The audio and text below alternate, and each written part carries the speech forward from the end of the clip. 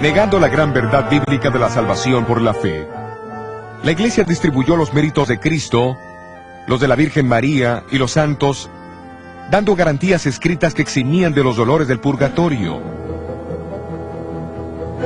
Podía comprarse de un obispo la absolución de años de castigo en el purgatorio al reparar una iglesia, construir un puente o cercar un bosque, así como al recitar cierto número de plegarias o el hacer un peregrinaje para ver las reliquias de los santos.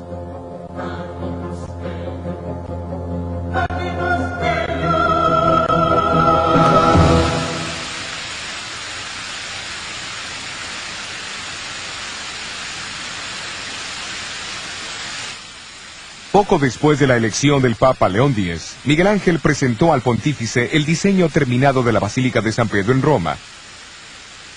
Y la venta de indulgencias llegó a ser una atracción para recaudar las enormes sumas necesarias para esa aventura. En Alemania, el Papa recomendó las ventas al persuasivo monje dominico Juan Tetzel. La llegada de este monje al límite de Sajonia, cerca de Wittenberg, en 1517, desencadenaría los eventos que sacudirían los fundamentos de la Iglesia de Roma.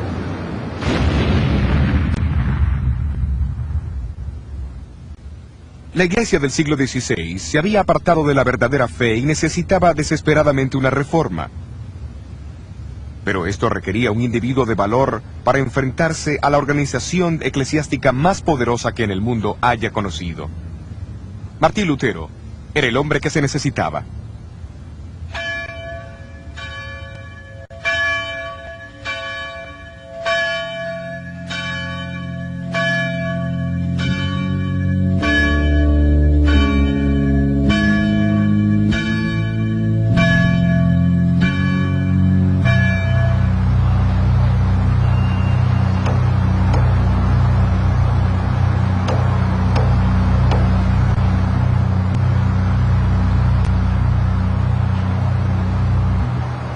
Fue en la víspera del Día de los Santos, octubre 31 de 1517, cuando Martín Lutero eligió clavar las 95 tesis en la puerta de la iglesia de Wittenberg.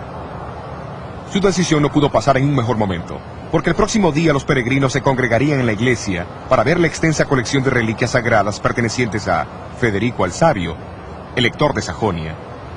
En exhibición, había un fragmento de madera que se decía ser el arca de Noé, un poco de hollín del horno ardiente de Babilonia, un pedazo de madera de la cuna de Cristo, pan de la última cena del Señor, una ramita de la zarza ardiente de Moisés y más de 19.000 huesos santos.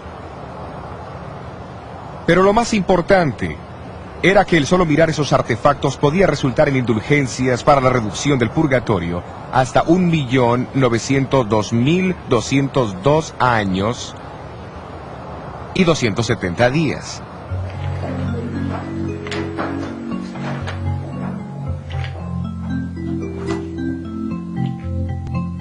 Aunque la intención de Lutero solo había sido usar su tesis para debate académico, él no pensó en la invención de la imprenta de Gutenberg. Al cabo de 2 semanas, su tesis en contra de las indulgencias y la proclamación del poder papal se leyeron por toda Alemania. En pocos meses, todos los cristianos conocían sus escritos.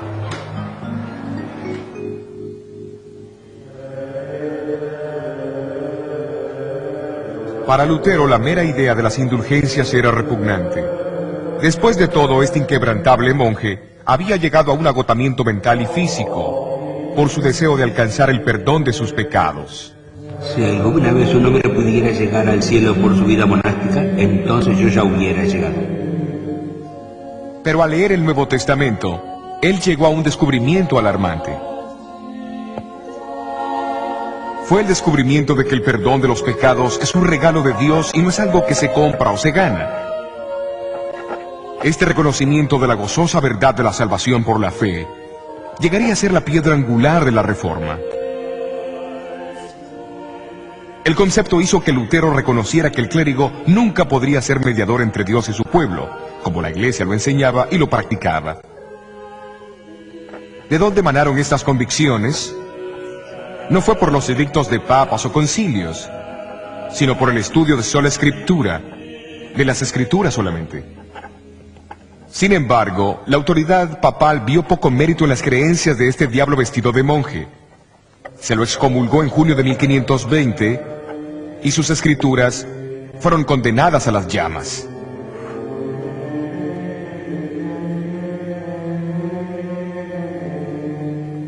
Fue en ese tiempo que Lutero enfocó su estudio de las Escrituras en las profecías de Jesús, Daniel, Pablo y Juan, en relación con el surgimiento del Anticristo.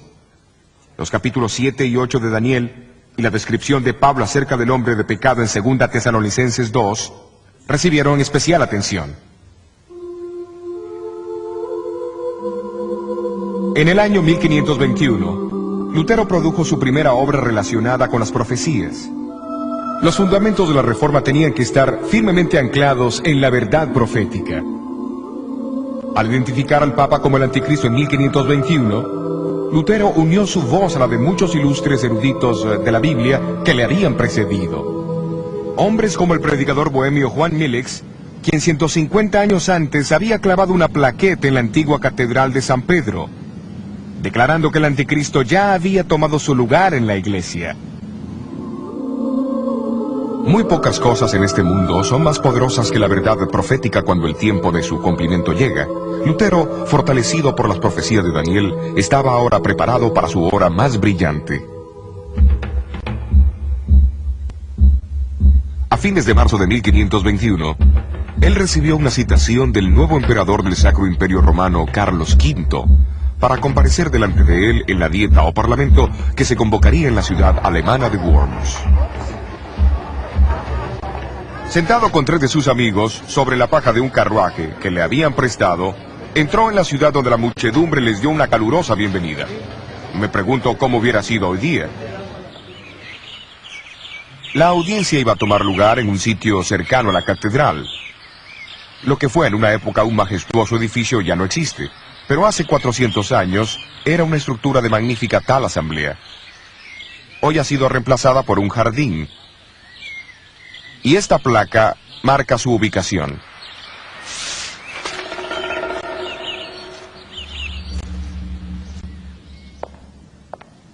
Nunca antes, en ninguna época, había comparecido un humilde monje ante tantos reyes, príncipes, nobles, diputados, embajadores, varones, señores de la realeza, obispos y prelados de la Iglesia.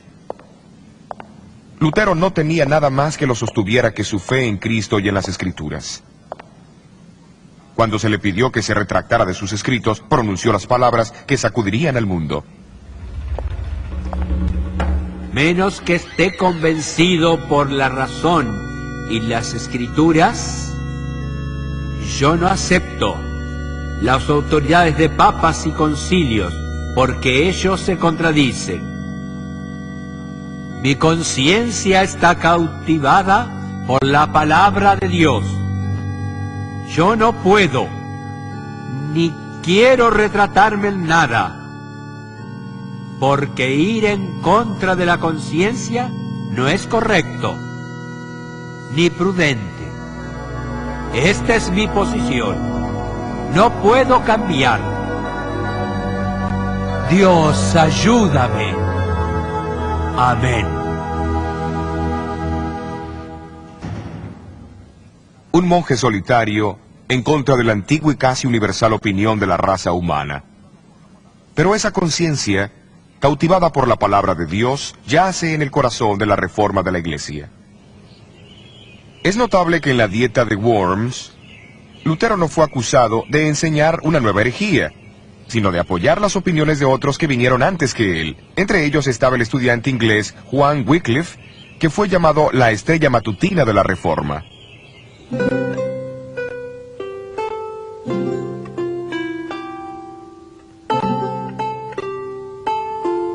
Wycliffe se dedicó al estudio de la verdad conforme la habían encontrado en las Escrituras y en latín. Nombrado como profesor del Colegio Superior de Balliol en Oxford, a menudo predicaba en la universidad y le fue dado el título de Doctor del Evangelio. En su estudio de Daniel, él también identificó el sistema papal como el anticristo. Pero sus comentarios anticlericales hicieron que fuese despedido de Oxford.